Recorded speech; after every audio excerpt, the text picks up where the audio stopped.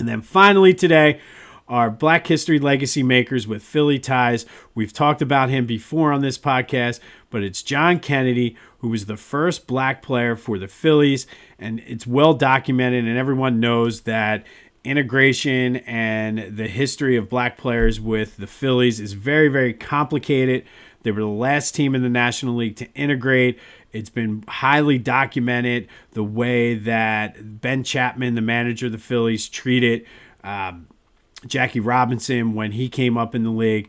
But John Kennedy became the first black player to play for the Phillies. Was one of the top guys in the Negro Leagues, tore it up there.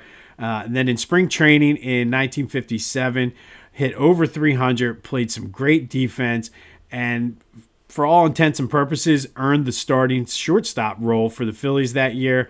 However, right before opening day, they acquired someone else from the Dodgers who became the starter.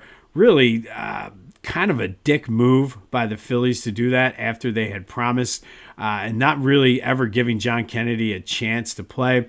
On April 22nd of that year, he did enter the game as a pinch runner, becoming the first black player for the Phillies. 2 days later, he scored a run.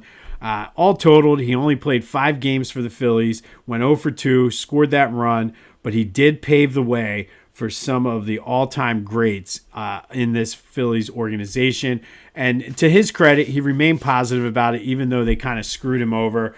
He did feel as though had he gone to a team that already had an established black sort of culture or pipeline or players on their team, he probably would have done better. It was tough for him being the first on a team, especially with a complicated history the way the Phillies had. But today we celebrate John Kennedy, the first black player for the Phillies, who played for them in 5 games in 1957, but really paved the way for some of the all-time greats in this organization. So shout out to you, and thank you, John Kennedy.